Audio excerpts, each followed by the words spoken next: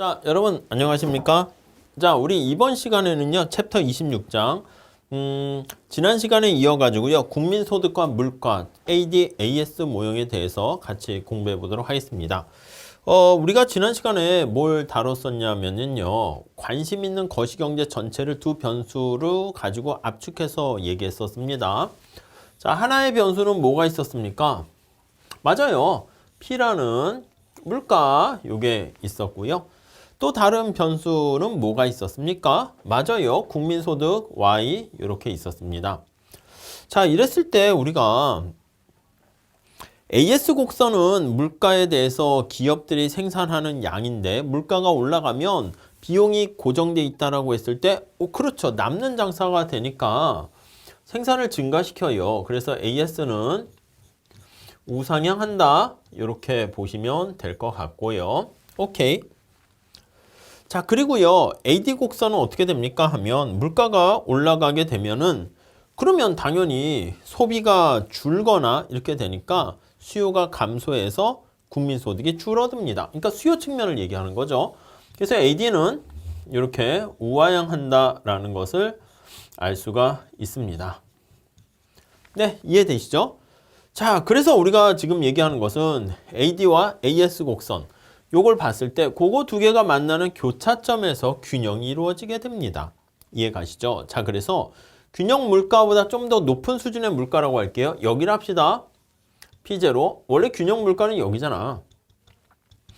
여기 두 개가 이렇게 만나는 요 점에서가 이제 균형 물가가 달성이 되는데 이렇게 P0가 이렇게 돼 있다라고 할게요. 자, 그러면 수요는 이만큼 되는데 생산 공급이 이만큼 되는 거 이해되시죠? 생산과 공급이 많아집니다. 자, 그러면 균형 물가보다 좀 더 높은 수준에서는요, 생산이 더 많아지니까 초과 공급이 되는 거. 그렇죠? 여기 보시면 생산 공급은 이만큼인데 20개 생산했는데 살려는 사람은 10개밖에 없으면 이렇게 그냥 수요 공급 생각하시면 돼. 공급이 수요보다 더 많아지는 초과 공급 상태가 됩니다. 아니, 그럼 초과 공급이면 우리가 생산된 게 잘 안 팔리는 거잖아. 재고가 자꾸 누적되는 거잖아요. 이해되시죠? 재고가 자꾸 누적되게 되니까 어떻게 돼요? 가격은 하락하게 되고요. 생산량은 감소하게 되는 것을 우리가 알 수가 있습니다. 어떻게 돼요? 그러니까 재고가 자꾸 많이 쌓이니까 생산도 줄어들면서 그 물건을 팔아야 되잖아. 가격이 다운돼요. 그래서 가격이 이렇게 내려간다. 이렇게 보시면 되겠어요. 이해가시죠? 자, 하나만 더 볼게요. 자, 균형 가격보다 더 낮은 수준의 물가야. 자, 그럼 이 밑에 물가가 형성됐다고 해볼게요. 이렇게 P1 이렇게 있다 합시다. 자, 요 낮은 물가 수준에서는요, 물건을 사겠다는 사람들이 이렇게 많은 거야. 공급하려는 사람보다. 그렇게 보셔도 돼. 초과 수요 상태가 발생하는 거예요. 자, excess demand 상태가 되고요. 아니, 그럼 사람들이 어떻게 돼요? 자기가 서로 살려고 하니까 가격이 올라갑니다. 재고가 자꾸 살려고 하니까 재고가 줄어들어요. 구매하려는 사람들이 많아져요. 그러니까 원래 여기서 이제 물가보다는 이제 먼저 재고가 변화하게 되면서 그로 인해 가지고 가격이 상승하고 생산은 증가하게 됩니다. 자, 그래서 여기 보시면 이렇게 증가하는 거 알 수 있어요. 가격이 상승하게 되면 물건을 살려는 사람들은 뭐야 비싸잖아 해가지고 이렇게 수요가 감소하는 걸로 생각하시면 돼요. 공급은 이렇게 생산이 증가한다. 이렇게 보시면 되겠습니다. 자, 그래서 진정한 의미에서 균형 국민소득이 바로 뭡니까? 라고 하면 이거 얘기하는 거예요. AD, AS 곡선에서 나타내는 겁니다. 그런데 단기에서는 여기 보시면 생산 요소 가격이 불변으로 돼 있다라고 얘기를 하지만 장기에서는 생산 요소 가격인 노동과 자본과 같은 것들도 변할 수 있습니다. 그래서 이제 그런 경우에는 총 공급 곡선 자체도 이동할 수 있겠죠. 자, 우리가 이제 여기 나와 있는 그림 지금 앞에서 살펴본 거예요. AS, AD, 국민소득, 물가평면에 나타내서 요 이점이 바로 균형 국민소득과 균형 물가 수준이 되는 것이고 요거보다 높은 상황이면 초과 공급이 발생하는 것이고 낮은 상황이면 초과 공급이면 어떻게 돼요? 그렇죠. 재고가 자꾸 증가하는 거지. 재고가 증가하게 되니까 이제 생산도 줄면서 그러면서 생산이 주는 거예요. 그러면서 가격도 물가도 하락하게 되는 거 알 수가 있고요. 자, 만약에 여기 나와 있는 것처럼 물가가 낮은 수준에서는 초과 수요가 발생하는 거예요. 그럼 기업들이 생산도 늘리면서 물가도 당연히 올라가는 거 알 수가 있겠습니다. 아셨죠? 그렇게 정리하시면 되겠어요.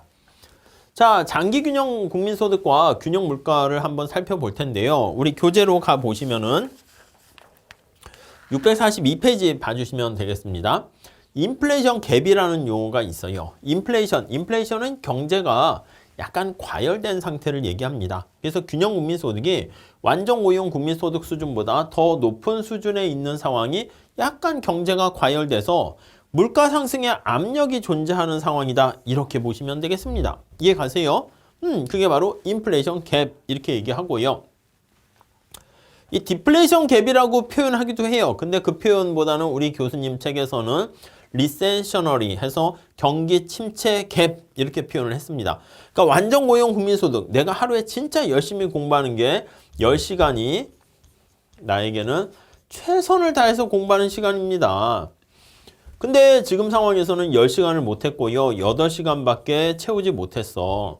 여기 남은 2시간 어떻게 돼요? 낭비가 있는 거죠. 그만큼 리세션이 발생했다라고 보시면 되겠고요.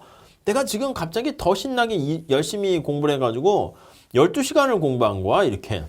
그렇게 되면 어떻게 됩니까? 과하게 공부했죠? 머리에 열이 날 거야. 그게 바로 물가 상승 압력으로 작동한다. 이렇게 정리하시면 되겠습니다. 네, 이해 가시죠? 자, 그래서 경기가 이렇게 침체되어 있는 상황이다라고 하면요. 균형 국민소득이 완전 고용 국민소득보다 낮은 수준에 존재하게 되고요. 경기가 침체가 되면서 실업률은 높아지게 된다. 이렇게 보시면 될 것 같습니다.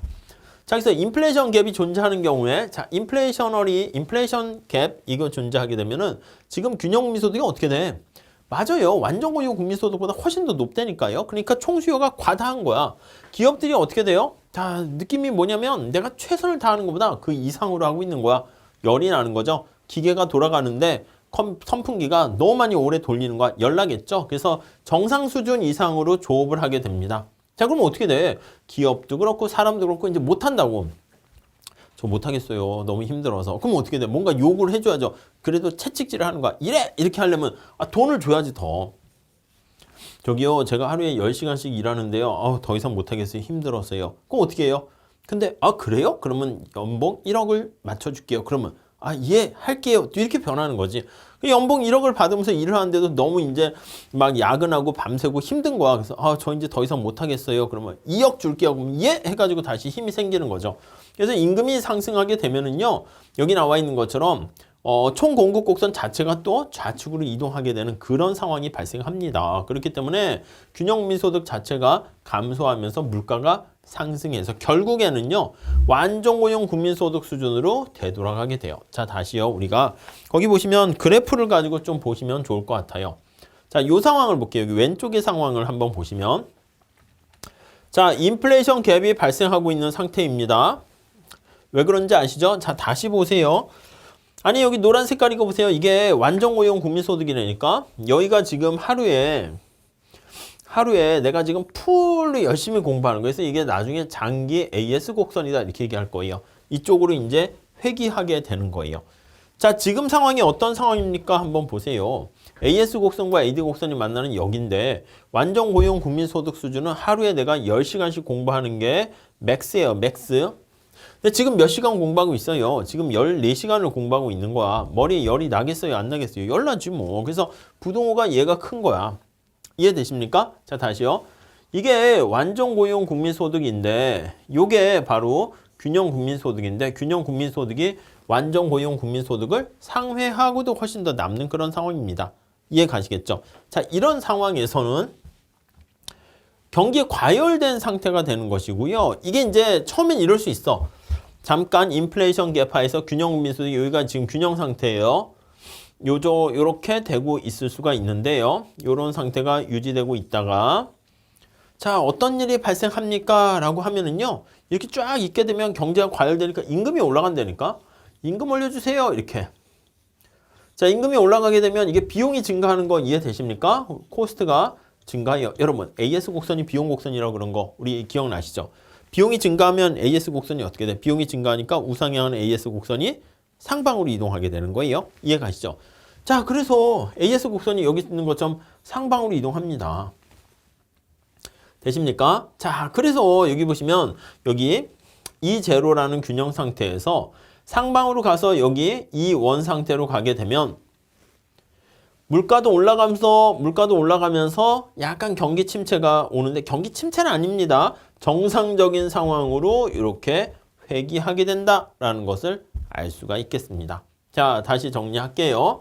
자, 인플레이션 갭이 있어. 경제가 과열된 상태야. 그런 상태에서는 어떻게 되냐면 임금 인상을 요구합니다. 여러 가지 있지만 임금으로 하시죠. 그럼 비용이 증가하게 되고요. 비용이 증가하게 되면 여기 그림에 나와 있는 것처럼 AS 곡선이 상방으로 이동한다. 이렇게 되는 거 알 수가 있고요. 이렇게 AS 곡선이 상방으로 이동하게 되면은 그렇죠. 여기 보시면 장기 AS 곡선이 이거잖아. 장기 AS 곡선이 여기인데 여기에 장기 AS, 롱런 AS 곡선이라고 해요. 거기로 우리가 귀결된다. 이렇게 보시면 되겠습니다. 자, 그 그림 잘 한번 체크해서 보시면 되겠고요. 다음에 경기 침체 갭이 발생하면 앞에서 봤던 거랑 반대예요. 경기가 침체되니까 공장도 놀고 사람도 놀고 있는 사람들이 너무 많은 거야. 그래서 여기 보세요. 경기 침체야. 그러니까 막 코로나 사태로 인해 가지고 이런 경우에는 아이고 기업도 실업률 막 많이 생기고 고용률 감소하고 사람들 잘리고 뭐 여행사 이런 데 어떻게 돼? 한때 제일 이렇게 취업하고 싶어 하는 곳이 어딥니까? 그쵸? 공항공사 같은 데 있잖아. 공항, 인천국제공항이나 이런 데 가거나 아니면 스튜어디스 되거나 아니면 그 안에서 일하면 좋지 않겠습니까? 맨날 비행기 날아가면 여행 가는 듯한 느낌도 들고 막 그렇죠. 여행업도 많았어요. 그래서 여행하면서 막 세계 각지를 막 뭐 해주고 막 그랬는데 경기 침체 코로나 때문에 그렇게 되면 거기 있는 여행 업종이라든가 그런데 다 일자리 없어지는 거잖아. 실업률 증가하고요. 생산 활동 둔화된 거야. 비행기가 안 뜨는 걸 뭐 그러면 우리가 뭐 어디 옛날에 뭐 유럽 뭐 배낭여행이니 뭐 일본 중국 어디 동남아 이런 데 가기도 이제 힘들어지는 상황이 됐어요. 저도 뭐 언제 갔었나? 갈 수 있었었나? 하는 막 그런 생각이 막 요즘은 들고 있는 상황인데 생산 활동이 다 둔화돼. 우리의 활동 범위가 그냥 국내에서 그냥 이렇게 묶여 있긴 한 거죠. 세계로 나간다는 게 좋다는 게 아니라 활동 범위가 많아지면서 막 또 산업이 막 일어나고 하는 건데 그냥 움츠리는 거야. 집안에만 있어. 온 국민의 다 집안에만 있으면 어떻게 돼? 경제 활동이 돌아가겠습니까? 그래서 막 돌아다니면서 먹고 쓰고 하면서 그게 돌아가는 그런 게 있어야죠. 둔화가 됩니다. 자, 그럼 당연히 일자리도 별로 없어지고요. 경제도 꿀꿀하고 안 돌아가니까 임금도 떨어지고 생산 요소 가격이 어떻게 돼요? 올라가는 게 아니라 하락한다니까요. 제발 일만 시켜주세요. 저 연봉 안 올려주셔도 돼요. 임금 안 올려주셔도 돼요. 이렇게 된다고. 기업 입장에서는요. 생산하는 비용이 감소해요. 물론 너무 심각한 경기 침체가 되면 이거 뭐해? 비용 감소했는데 물건을 만들었어. 안 팔리면 소용이 없잖아. 그러니까 이제 그때는 생산도 안 할 수는 있겠지만은 아무튼 비용 감소가 발생하게 되면 기업이 비용 측면에서 이득이네. 자, 비용이 하락하면 AS 곡선이 비용 곡선이라고 그랬어요.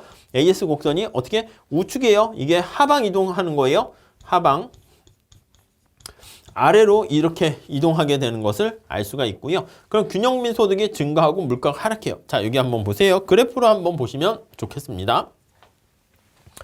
자, 다시 여기 보시면 우리가 균형국민 소득이 요게 이제 장기적인 측면에서 완전 고용 국민 소득이야. 여기가 우리가 10시간씩 공부하는 거라고 다시 얘기했습니다. 근데 지금 상황이 어떻게 되냐면 내가 6시간밖에 공부를 못 하고 있는 거야.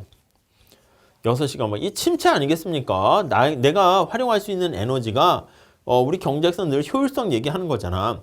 자신의 잠재력이 어디까지인지를 이제 먼저 빨리 파악을 해야지. 안 되는 거에 막 도전하면 그것도 바보 같은 일인데 아니 내가 축구를 한다 그러면 내가 그냥 조기 축구 정도 할지 손흥민이 될지 그 이상을 뛰어넘을지 나 자신에 대한 잠재력을 좀 봐야죠. 물론 이제 그게 또 나중에 변할 수는 있긴 하겠지만 아무튼 지금 이 사람은 10시간을 열심히 공부하고 일하는 게 최선을 다해서 사는 건데 하루에 반밖에 그냥 시간 안 써. 나머지는 뭐 멍 때리거나 뭐 그냥 게으르게 잠자거나 이런 상황이야. 그럼 이게 침체지 뭐 침체.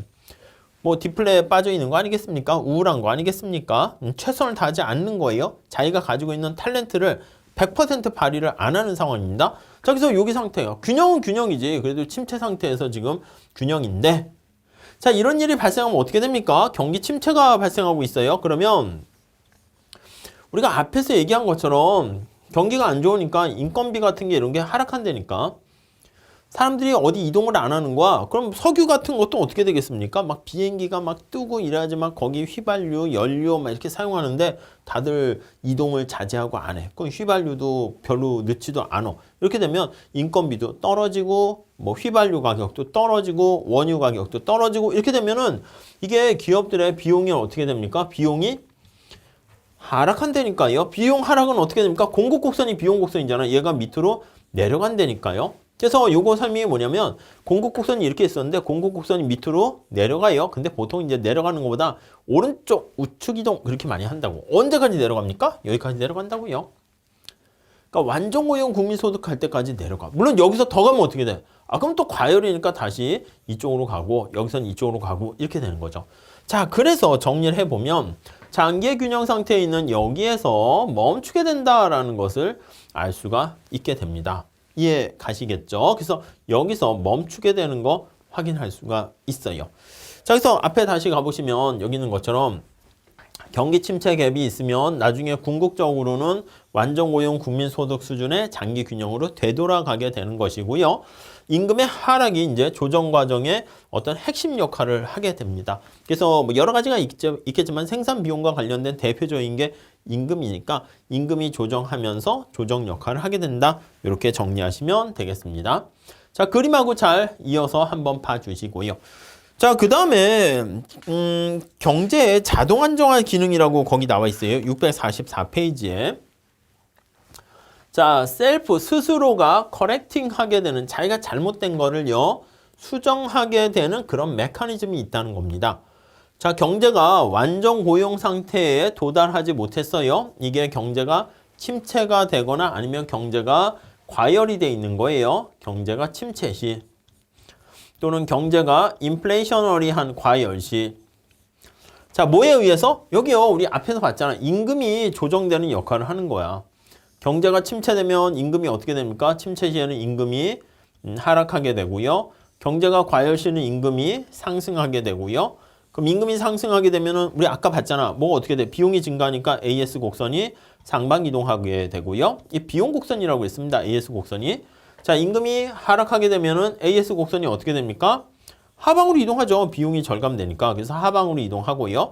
이렇게 조정이 되면서 완전 고용 국민소득 상태로 되돌아가게 되는 거예요. 그래서 과연 이게 자동 안정화, 자동 조정 기능이 제대로 발휘할 수 있을까? 그거에 대해서 이제 두 학파로 나뉩니다. 우리가 알고 있는 시카고 대학을 중심으로 한 시카고 학파, 우리가 알고 있는 뭐 프리드만을 중심으로 한 뭐 세고전 학파의 뭐 태두가 되는 루카스 등등 그런 사람들은 여기는 이제 옛날부터 자유를 중시 여겼어요. 시장을 중시 여겼어요. 고전 학파의 대표적인 본산지라고 보시면 돼요. 그래서 단기에도 자동 조정 기능이 잘 발휘가 되기 때문에 시장 기구를 신뢰하고 정부 개입하지 마 이렇게 되는 거예요. 약간 이게 고전 학파에 가까운 개념이라고 보시면 돼요. 그리고 정반대로 아니다. 시장의 자기 조정, 자동 조정 능력은 불완전하고 시간이 오래 걸린다. 앞에서 얘기한 것처럼 임금이 변해가지고요. 뭔가 균형으로 가게 되는데 시간이 오래 걸린다 주장하는 사람들이 케인즈 학파잖아요. 대학으로 따지면 미국으로 따지면 하버드 대학이 여기에 좀 해당합니다. 하버드 대학이 여기에 해당해요. 그래서 이제 하버드라 해야 되나? 아무튼 그래서 이제 우리가 그 거시경제를 크게 고전학파, 케인즈학파 나누잖아요. 고전학파는 시장을 신뢰하고 작은 정부 이렇게 좀 생각하는 거야. 그리고 반면에 고전학파에 해당한다 하면은 약간 뭔가 정치로 하면 공화당에 가까운 그런 쪽에 해당하는 것이고요. 케인즈학파다 이렇게 하면 정부가 적극적으로 개입해야 된다. 큰 정부를 강조하는 약간 민주당 쪽에 좀 더 가까운 느낌이에요. 그래서 둘이 언제나 이렇게 대립하게 되는 것이고 누구 말이 맞습니까 하면은 다 맞아요. 다 맞아. 근데 이제 좀 장기적인 시각에서는 고전학파 말이 맞고 좀 단기적인 시각에서는 케인즈학파 말이 조금 더 맞다. 이렇게 얘기하거나 아니면은 둘 다 맞는데 앞에서 얘기했던 임금이라든가 가격이 조정하는 역할을 할 때 시간이 오래 걸린다. 그러니까 정부가 개입하라. 이게 바로 케인즈학파다 생각하시면 되겠고 아니야. 즉각적으로 임금이라든가 가격이라든가 이게 신축적으로 조정되니까 정부 개입할 필요 없어. 그게 바로 시카고 학파에 해당한다. 이렇게 정리를 하시면 되겠습니다. 자, 여기서 645페이지에 시카고 학파 거기 보시면은 읽을 거리가 담겨 있습니다. 그래서 많은 노벨 경제학 수상자들을 거기 배출을 했으며 거기 불러 이렇게 합리적인 인간의 어떤 행동 그런 것들에 주로 관심을 많이 갖고 있다. 이렇게 정리를 하시면 되겠습니다. 자, 우리 지금 봤던 내용들을요. 응용해서 모형으로 한번 풀어보도록 하겠습니다. 첫 번째 보실 거는요. 자, 피스컬 팔리시인 재정 정책에 대해서 볼게요. 정부가 정부 지출을 증가시키거나 우리가 텍스를 감면하게 되면 이게 확장적 재정 정책이다. 이렇게 보시면 되겠습니다. 그래서 정부의 지출과 수입의 어떤 사이즈를 조정하는 겁니다. 규모를 조정해 가지고 경제에 영향을 미치는 겁니다. 그리고 또 하나는 지출과 수입의 어떤 컴포지션이라 할 수 있는 구성을 이제 바꿔 가지고 우리가 조정을 할 수가 있겠습니다. 자, 그래서 우리 책으로 한번 가 보시면은요. 그 두 가지 방법이 있어요. 거기 우리 중간에 646페이지 가보시면 두 번째 단락에 세 번째 줄 보시면 경기 안정화를 위한 재정 정책에 전통적으로 가장 널리 사용된 것은 정부 지출과 조세액, 징수액의 크기를 변화시켜서 사용하는 것이다. 근데 똑같은 크기를 변화시키더라도 거기 보시면 어떻게 조달을 했는가. 이 조달 방식이 바로 구성 방식이다 라고 보시면 되겠습니다. 야, 정부 지출 우리가 쓸 때 조세로 조달할지 본드, 국채를 발행해서 조달할지 어떻게 영향을 미치는가. 그게 또 재원 조달 방법이에요. 경제에 미치는 효과를 우리가 살펴보게 된다라고 보시면 되겠습니다. 자, 먼저 우리가 앞서 봤었던 거 생각해 보시면요. 완전 고용 국민소득 수준에서 우리가 생각을 하는 거예요. 자, 정부 지출이 증가했습니다. 그럼 총수요가 우측 이동해요. 국민소득이 증가하고 물가가 올라가게 돼요. 자, 그런데 실제 정부 지출 승수 자체는요. 그거는 요거보다는 좀 작게 돼요. 왜 그렇게 됩니까? 라고 하면요. 물가가 상승해서 그래요. 이해되세요? 자, 우리 책에도 그림이 나와 있는데 살짝 한번 요 그림을 보면서 할게요. 자, 요거 그림이 좀 복잡하거든요. 복잡하니까 살짝 그럼 제가 미리 한번 그리고 한번 볼게요. 여기다 한번 봅시다. 자, 우리가 지금 살펴보는 거는 저기 처음 시작할 때는 완전 고용 국민소득 수준을 출발점으로 생각을 합시다. 이렇게 돼 있어요. 얘가 완전 고용 산출량 수준이야. 장기 AS 곡선이다. 이렇게 보시면 되겠습니다. 자, 그런데 AS 곡선이 이렇게 있고요. 그냥 단기야. 단기니까 S라고 표시하기도 합니다. short run, long run 이렇게 있어요. 자, 총수요 곡선이 이렇게 있는 거예요. 이렇게. 자, 이렇게 돼 있는 상황 한번 생각을 해 보시고요. 자, 그런데 정부가 정부 지출을 증가시켰어요. 정부 지출을 증가시켰어요. 이렇게. 자, 그러면 총수요 곡선이 우측 이동하는 거 아니겠습니까? 총수요 곡선이 이렇게 우측으로 이동해요. 이해되세요? 자, 그러면 총수요 곡선이 우측 이동했어요. 자, 물가가 만약에 고정돼 있었으면 어떻게 될까요? 우리가 전에 얘기할 때 물가가 여기 P0로 고정됐다고 할게요. 자, 그러면 여기서부터 옆으로 이 길이 있잖아. 이 길이 이만큼 국민소득이 증가한 거 우리 지난 시간에 봤었어요. 얼마나 증가합니까? 라고 하면은요. 여기 P1이라고 그럴게요. Y1. 그러면 얘가 1-B분의 1에다가 정부 지출 증가한 만큼 이 승수만큼 증가한다고 그랬죠. 자, 그런데 사실 여기서는 이걸로 그냥 끝이는 게 아니야. 왜요? 왜냐면 여기 보시면 이게 AS 곡선이 지워지잖아요. 지울게요. 총수요 곡선이 이렇게 되는 상황에서 이거 지울게요. 쭉 지운 게 아니고 이제 이동한 거예요. 이동한 자체가 궤적이 나와 있는 거 이렇게 있어요. 이렇게 했을 때 이거 초과수요 아닙니까? 초과수요? 우리가 뭐라고 했어요? 초과수요가 발생하게 되면은 물가가 상승한다니까요. 더 이상 새로운 색깔을 이걸로 합시다. 자, 물가가 올라가 이렇게 올라가. 물가 올라가면 우리 뭐라고 했어? 물가 올라가면. 그렇죠. 물가가 상승하게 되면은 사람들의 소비가 감소하고 순수출이 감소하는 이거 봤잖아요. 그래서 AD 곡선을 따라서요. 이게 줄어들어. 이것도 어떻게 보면 구축 효과다 이렇게 얘기할 수 있어요. 그래서 약간 상쇄한다는 표현을 써도 되고 상쇄 효과, 구축 효과에서 여기까지 가게 돼요. 여기 1 이렇게 된다 보시면 돼요. 자, 그러니까 다시 한번 정리하면 물가가 상승하게 되면서 여기 초과 수요가 발생한 다음에 물가가 올라가면서 이게 상쇄되는 거 우리가 확인할 수가 있겠습니다. 아셨죠? 네, 그렇게 정리하시면 되겠네요. 자, 그래서 우리가 요 상태에 왔어. 그러니까 지금 요 상태 이제 그림을 그려요. 자, 여기 한번 보세요. 지금 이게 그래프가 많아가지고 정신 없을까봐 제가 뺀 거야. 지금 원래 여기서 시작이에요. 이 색깔을 좀 이걸로 할까요? 똥색이네, 너무. 여기서 시작할까요? 그래서 정부가 정부지출 증가시키면 이렇게 1번이야, 1번. 예, 1번. 국민소득이 이만큼 증가해요. 근데 초과 수요가 발생하니까 이렇게 물가가 상승하면서 2번. 이렇게요. 국민소득이 감소하면서 물가는 상승하게 됩니다. 자, 근데 우리가 아까 뭐라고 했습니까? 여기가 지금 인플레이션 발생 아닙니까? 인플레이셔너리 GDP야. 여기 있으니까 어떻게 돼? 경제가 2번 요 상황에서 색깔을 뭐로 할까 망설이다가 요걸 합시다. 이 곡선의 길이 여기가 좀 그래서 여기 경제가 과열된 상태잖아. 과열이면 우리가 앞에서 얘기한 게 뭐야? 임금이 올라간다고요. 임금 올려주세요. 이렇게 되면 이게 어떻게 돼요? AS 곡선이 상방으로 이동한다고요. 이해 가십니까? 상방으로 이동을 해요. 상방 이동하게 되면은 얘가 상방 이동하니까 여기로 나중에 최종 균형이 오게 된다. 이렇게 정리를 하시면 되겠습니다. 이해 가시죠? 네, 그렇게 정리하시면 되겠어요. 자, 그래서요, 우리가 여기 나와 있는 것처럼 이 상태에 있다가 오랫동안 버티지 못하고 얘가 상방으로 이동을 해서 최종적으로는 여기까지 가고 물가도 더 올라가게 되는 거 우리가 확인할 수가 있겠습니다. 이거 되게 어려운 거예요, 사실. 아셨죠? 그래서 간단한 ADAS 곡선이긴 한데 총수요가 우측 이동했을 때 거기에 물가가 미치는 효과까지 감안해서 어떻게 되는가 나타내는 거예요. 그러면 장기적으로 보면 어떻게 됩니까? 맞아요. 완전 고용 국민소득 수준 여기를 어떻게 넘어설 수가 없어. 일시적으로 잠깐 이탈하는 균형 국민소득이 될 수 있겠지만 장기적으로는 다시 장기적인 AS 곡선이라고 표현하는데 수직의 AS 곡선 그 위에 가게 된다. 이렇게 정리를 하시면 되겠습니다. 아셨죠? 그렇게 정리하시고요.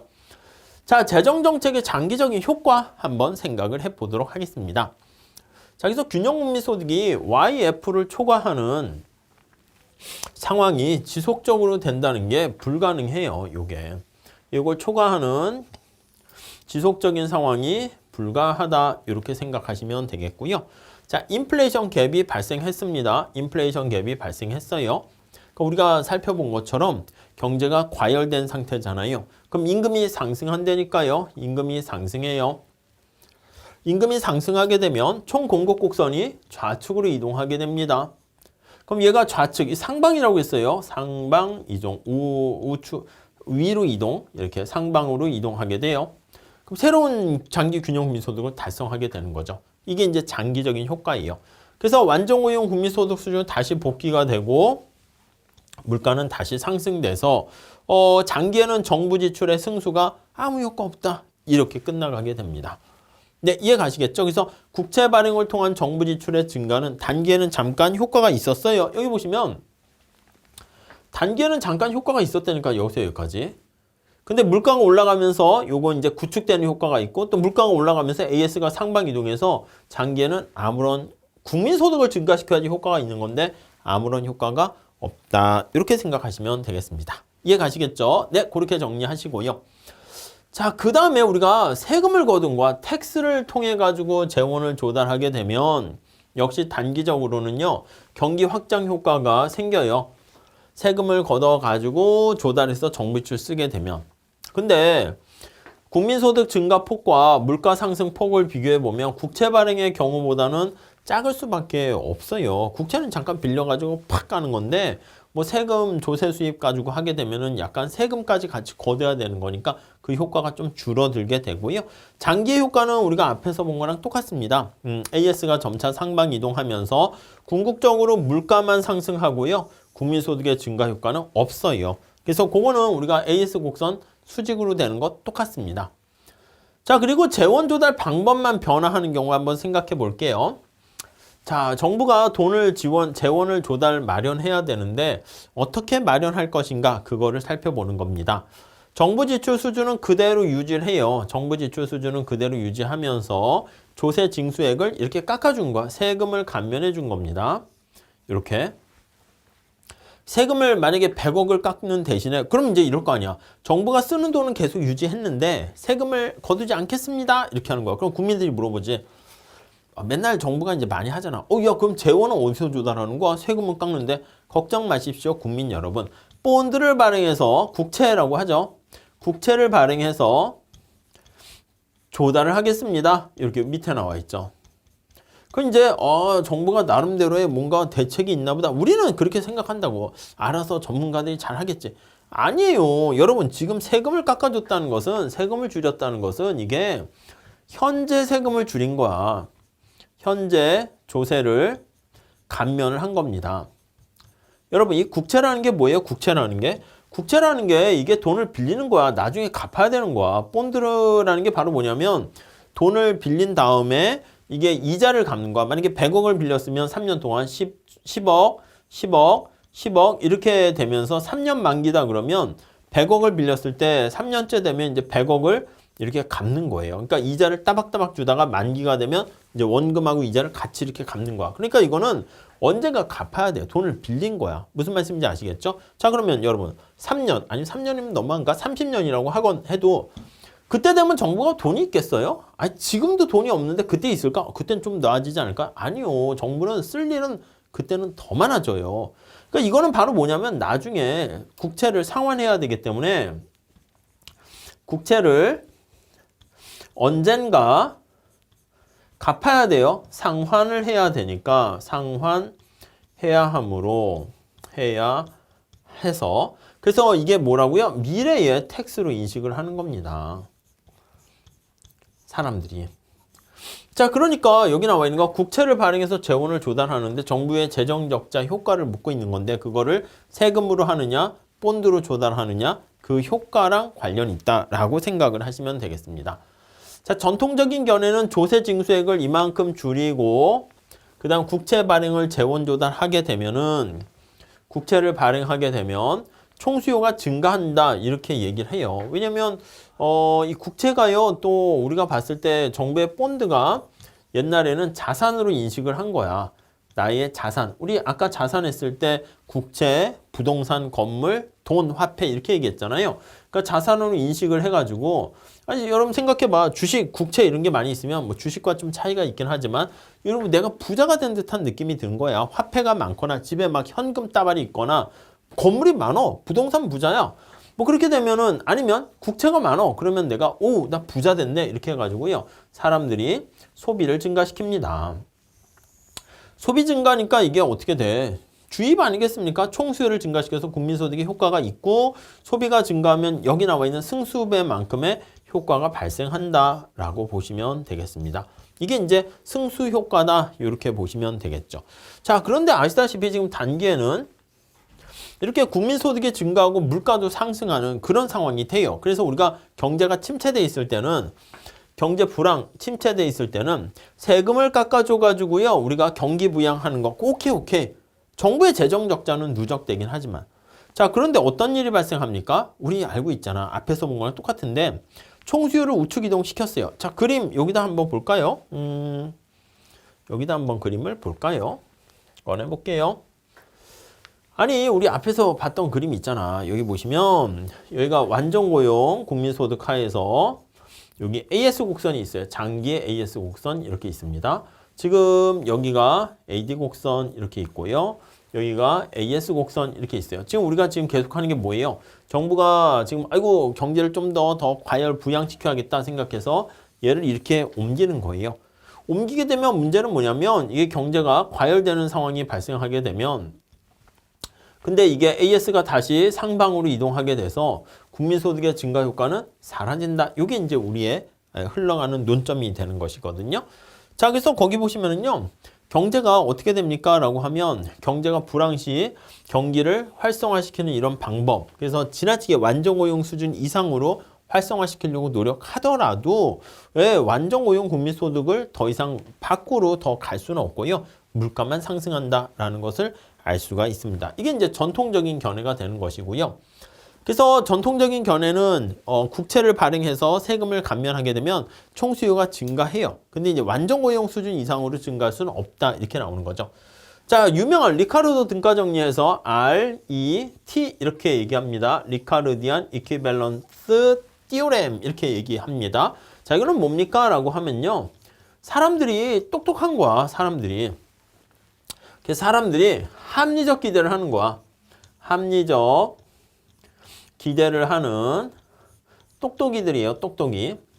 우리 앞에서 얘기했잖아. 여러분도 이제 수업을 들었으니까 똑똑해졌어요. 정부가 국채를 발행했어. 본드를 발행해가지고 정부가 뭐 추가 경정 예산을 어떻게 하고 뭐 사업을 벌이고 뭘 하겠습니다. 비행기를 짓고. 그 이제 경제학자들이 물어보겠지. 사람들이 정부야, 너 그 돈 어디서 나? 걱정 마십시오. 본드를 발행하겠습니다. 이렇게 얘기한다고. 국채를 발행한다고. 신문에 보면 맨날 그런 얘기해. 그러면 우리가 잘 모를 때는 뭐 정부가 대안이 있나 보다 이렇게 생각하는데 우리 이거 봤잖아. 리카르도 등가정리 요 상황을 주장하는 사람은 야, 이 본드 뭐야? 미래의 세금이야. 부채야. 그러니까 지금 세금을 안 거두고요. 눈 가리고 아웅 한 다음 조삼모사야. 조삼모사. 지금 야, 너 세금 안 줄래? 그럼 여러분 생각해봐. 인생 전체 고통의 총량의 법칙에 따라서 고통을 10을 받는다 하면 어떻게 받을래요? 10년씩 일씩 해가지고 이렇게 받을래요? 아니면 젊어서 그냥 왕창 받고 나이 들었을 때 고통 안 받을래요? 아니면은 젊어서 고통 안 받고 나이 들었을 때 받을래요? 뭐 그거랑 똑같은 거야. 그러니까 이거는 지금은 세금 안 내지만 나중에 세금을 내겠다. 그 뜻입니다. 그래서 여기 보세요. 재정 적자가 단계소조차 아무런 효과 없다는 거야. 되게 극단적인 표현이에요. 왜? 하면은 정부가 부채가 증가하잖아요. 그럼 미래의 조세 징수를 의미합니다. 미래 조세 징수를 의미하기 때문에 여기 나와 있는 조세를 납부액이 점차 줄어들어서 처분 가능 소득이 늘어나도요. 소비를 늘리지 않아. 그러니까 나중에 세금을 점차 줄여주는 거지만 미래 조세를 징수하는 거야. 그래서 뭐야, 나 이거 나중에 세금 내야 되잖아. 그럼 세금 낼 돈을 마련을 해야 된다는 것이죠. 자, 그렇기 때문에 사람들이 소비는 하지 않고 저축으로 다 가게 되는 거야. 그러니까 총수요가 증가하려면 소비, C, I, G 이게 증가해야 되는데 소비가 증가하지 않습니다. 소비가 증가하지 않으니까 총수요가 증가하지 않고요. 총수요가 증가하지 않으면 경기 확장 효과도 없게 되는 거예요. 자, 그래서 세금을 거두거나 아니면 여기 국공채를 발행하거나 우리 앞에서 봤을 때는 세금을 거두는 것보다 국공채를 발행하는 게 효과가 더 크다 이렇게 생각할 수 있는데 리카르도 등가 정리는 뭐다? 텍스랑 이거는 현재 세금이에요. 본드랑 효과는 같다 이렇게 보는 거예요. 왜? 이건 지금 세금, 이건 미래 세금 이렇게 되는 거죠. 대신 뭐라? 그렇죠. 사람들이 좀 똑똑해야 돼. 합리적인 기대를 갖고 있어야지. 그래야지 이제 그런 거 했을 때 야 뭐야 너 뻥치시네. 미래 세금 내는 거 아니야? 이렇게 알아볼 수 있다는 것이죠. 자, 이게 이제 경제적 효과에 대한 얘기입니다. 근데 물론 리카르도 등가 정리가 정부 정책에 적용하면 아무 효과 없어요. 사람들이 똑똑하게 미리 다 알고 있으니까. 근데 현실에서는 이게 성립하냐? 라는 게 문제가 될 수 있어요. 이론상 보면 이렇게 완벽하게 되는데 현실에서는 그렇지 않을 수가 있습니다. 첫 번째는 유동성 제약이라는 거에 빠질 수가 있습니다.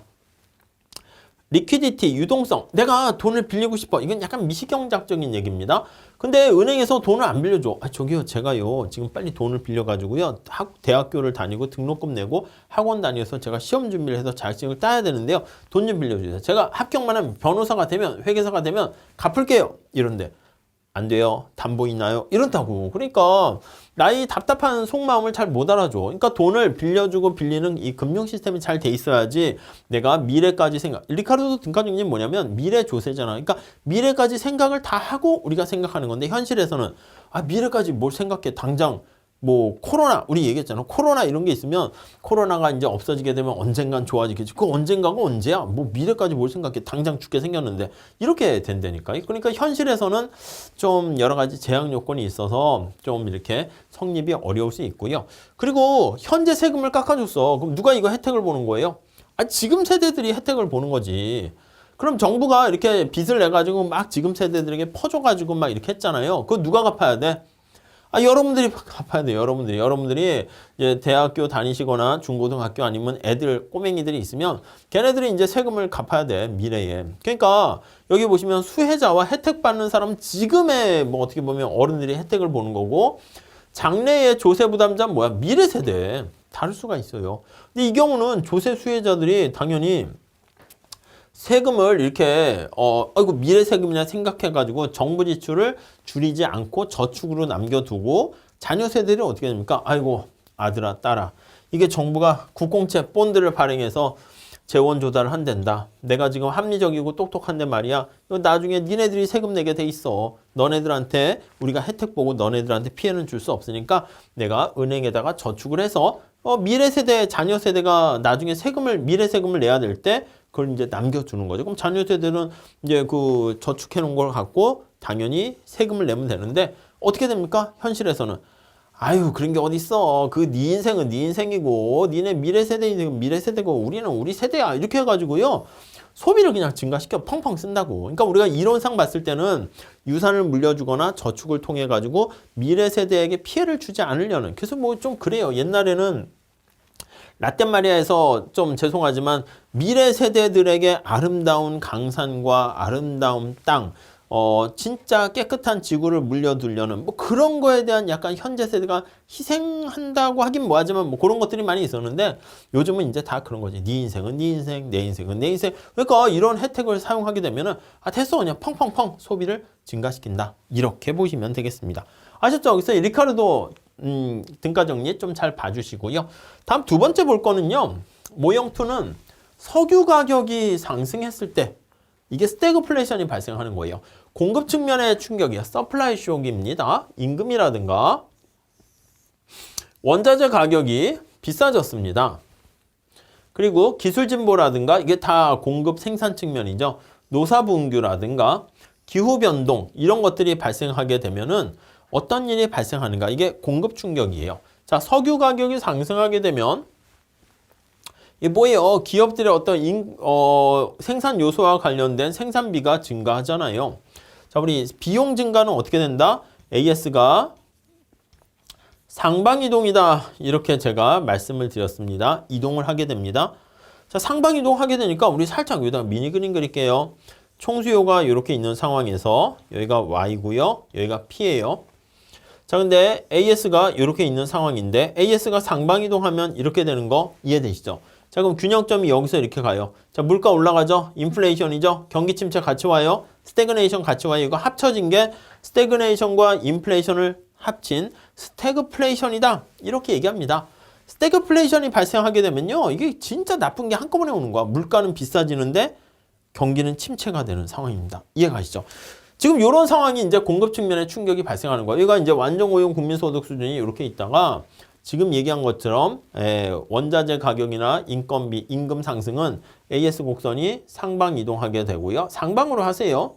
보통 이제 교과서는 뭐 좌상방 아니면 좌측 이렇게 하는데 상방으로 했어요. 비용이 증가하니까. 그럼 여기가 됐어. 가만히 놔두면 어떻게 될까요? 가만히 놔두면 경기가 지금 침체된 거 보이시죠? 물가는 올라갔는데 경기가 침체되면 어떻게 된다고 그랬죠? 꿀꿀하잖아. 경기가 침체되면 실업자들도 많고 막 이러니까 노동자들이 임금이 조정된다고 그랬어요. 임금이 하락합니다. 임금이 하락하면 어떤 일이 발생해요? 비용이 하락해서 AS 곡선이 하방으로 이동합니다. 이해 가시죠? 자, 그러면 만약에 스태그플레이션이 발생했을 때 두고두고 가만히 놔두게 되면 여기서 임금이 이렇게 올라가면서 이렇게 이 원으로 갔다가 다시 밑으로 내려가. 그래서 원래 상태로 이렇게 되돌아가는 결과를 초래하게 됩니다. 이해 가시죠? 예, 그래서 거기 보시면은 이게 공급 측면에 충격이 발생했을 때 균형으로 어떻게 되는가, 그거에 대한 설명이 나와 있으니까요. 좀 잘 한번 체크해 보시면 좋을 것 같고요. 자, 그래가지고 이제 장기적인 측면에서 보시면 지금 이 임금 하락이라는 거 잘 봐주세요. 경기 침체와 실업률 상승이 오랫동안 지속되면 임금 하락하니까 AS 곡선이 우측, 하방으로 하세요. 하방. 이 우측도 좋지만 하방으로 이동하게 되고요. 비용이 떨어지게 되니까 원래 수준으로 다시 되돌아오게 됩니다. 이게 맞는 건데 역시 그러나 이렇게잖아. 케인즈 학파는 뭐라고 하냐? 야, 그러나 이거 현실에서 이론상 저렇게 돼 있는데 현실에서 케인즈 학파가 주장하는 거야. 케인즈 학파라고 얘기해야죠. 케인즈는 일찌감치 돌아가셨으니까 학파는 뭐라고 주장합니까? 라고 하면요. 임금이 경직적인 거야. 자, 다시요. 아니, 여기 임금이 하락한다라고 얘기했는데 임금이 하락하지 않으면 어떻게 돼? 아유, 이게 불균형 상태, 침체 상태가 계속 지속될 수밖에 없는 거잖아요. 이해 가십니까? 그래서 케인즈 학파는 야, 임금이 경직적이어서 이렇게 자동으로 조정되는 기능이 제대로 발휘하지 못하게 되면 뭐야, 아무런 쓸모가 없게 되는 거죠. 이해하실 수 있으시겠죠? 자, 그래서 석유 가격의 또 상승이 또 생산성 또 저하를 일으킵니다. 완전 고용 그 국민소득 자체가 또 줄어들 수 있어요. 이건 좀 어려운 얘기입니다. 그러니까 자꾸 여러분 생각해봐. 내가 막 일을 계속 하고 그러면 배우는 것도 많고 하니까 괜찮은데 내가 만약에 취업을 하려고 하는데 취업을 못했어. 그럼 집에 계속 있어야 되잖아. 그럼 집에 스트레스를 받게 되니까 막 먹을 거나 먹다가 유튜브나 하다가 막 이런다고 취업 준비를 좀 노력을 하는데 또 거기다 뭐 코로나나 이런 상황이 돼서 사람도 안 뽑고 이렇게 되면은 아이고 내가 뭐 원서내면 뭐해 자꾸 떨어지는 이 좌절을 느끼게 되고요. 그럼 자신 스스로의 그 뭐라고 할까 능력을요 한계치를 지으면서 자기 스스로에 대해서 그냥 이렇게 내가 뭘 되겠어 이렇게 하면서 내려가요. 생산성이 떨어져. 대한민국 전체 국민들이 다 이런 생각을 하게 되면요. 말 그대로 그냥 그 자체가 완전 고용 국민소득 수준 자체가 떨어지게 돼요. 그래서 이러한 공급 충격이 이 항구적인 어떤 영향을 미쳐요. 지속적인 영향을 미칠 수가 있게 됩니다. 거기다가 또 더 총수에도 영향을 줄 수가 있어요. 자본을 투자 안 하잖아? 미래에 대해서 투자 안 하잖아? 그러니까 우리가 뭐 그런 거 있잖아. 예를 들어서 내가 열심히 공부해서 뭐 서울대를 갔어. 하버드대를 갔어. 갔는데 그거는 그때까지 열심히 했으니까 간 거고 그 다음 내가 책하고 담을 쌌어. 그럼 어떻게 돼? 그럼 계속 그래도 서울대 하버드 수준 될까? 아니에요. 제가 봤을 때는 공부 안 하면 그 다음 바로 이제 또 이렇게 해서 돌머리로 변해요. 무슨 말씀인지 아시겠죠? 그러니까 지속적으로 계속 우리가 하버드 대학에 갈 정도 수준 된 만큼 계속 노력을 한 거야. 그래서 하버드대를 갔어. 그럼 또 이제 원래 이제 삶이 대부분 사람들은 또 그런 뭐 빡세게 사는 삶을 계속 살게 돼. 그래서 일도 그런 일 하게 되니까 계속 거기 이렇게 능력 발휘를 하게 되는데 이 경로 트랙을 타면 이게 이제 행복한 건지 잘 모르겠어요. 워커홀릭 같이 일도 많이 하고 돈도 많이 벌긴 하겠지만 아무튼 뭐 일만 하다가 죽는 삶이 될 수도 있는데 내가 만약에 이걸 좀 틀었어. 잠시 공부를 안 했어. 일도 안 했어. 그럼 이게 내려막기를 가면 이제 영원히 또 이 길로 계속 가요. 아셨죠? 그러니까 자본에 대한 생산성도 이렇게 저하가 되면요. 생산 능력도 떨어질 뿐만 아니라 기업들도 투자를 더 안 해요. 그럼 총수요까지도 감소할 수 있다. 이렇게 보시면 되겠습니다. 아셨죠? 그래서 요 분석하는 게 우리가 봤었던 총수요 총공급 곡선을 가지고 분석을 하는 겁니다. 그래서 정부 지출 재정 정책의 효과할 때 우리가 살짝 본 거고 그다음 여기서는 공급 측면에 충격이 발생했을 때 석유 가격이 상승했을 때 어떻게 영향을 미치는가 그거에 대한 설명이 나와 있으니까 같이 좀 잘 정리해서 보시면 될 것 같습니다. 자 이렇게 해서 AS/AD 곡선에 대한 기본적인 내용을 마무리 짓도록 할게요. 감사합니다.